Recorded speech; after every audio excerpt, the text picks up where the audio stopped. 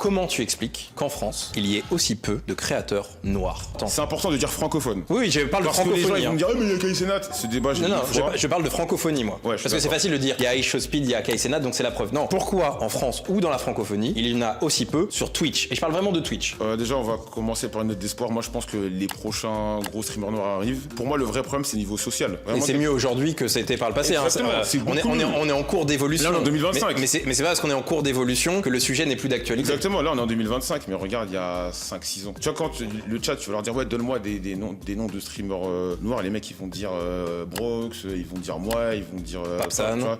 Pour moi, c'est clairement social, c'est que nous, je parle dans mon cas, et je parle par rapport à moi et les gens de mon entourage. Pendant très longtemps, nous, les jeunes de quartier, il y a beaucoup de gens issus de l'immigration, les noirs et tout. Pendant très longtemps, tout ce qui touchait au gaming, mais attention, quand je dis gaming, je te parle pas de FIFA et Call of et tout, c'est vraiment le jeu PC, toute la culture PC, le stream, tous ces trucs-là. C'est un truc qui nous touchait pas. Et c'est logique parce que quand t'as pas forcément des gens qui te représentent, tu te sens moins concerné. Comme je l'ai dit souvent, l'un des trucs qui m'a pas fait kiffer, mais qui a fait que je me suis vraiment penché sur ça, sur l'e-sport, c'était en 2014-2015. C'est quand j'ai eu Brox. Ok. Je voyais un Renoir qui jouait à des jeux Ouais. parce que moi je joue aux jeux vidéo, tu vois, des bases. Mais un Renoir qui faisait du FPS et je me dis, mais wesh. Alors que moi dans mon quartier, les mecs qui jouaient comme ça, nous on jouait que à FIFA et Call of c'est beaucoup plus introduit en banlieue maintenant, début 2013, 2014, mais moi mon époque, ça n'existait pas. Et quand je voyais des mecs comme Brox, je me dis, putain, il y a une évolution, c'est bien et tout. Et c'est comme ça que j'ai commencé à le suivre. Pour moi, le problème, c'est que l'ancienne génération, notre génération à nous, maintenant on a 35 ans, on était très focus sur, tu sais, les jeux FIFA, PES. On a totalement délaissé tout ce qui était streaming. On s'intéressait pas forcément à Twitch. À nos réseaux, c'était Facebook. On a eu, entre guillemets, en banlieue, un retard. Quand je dis un retard, c'est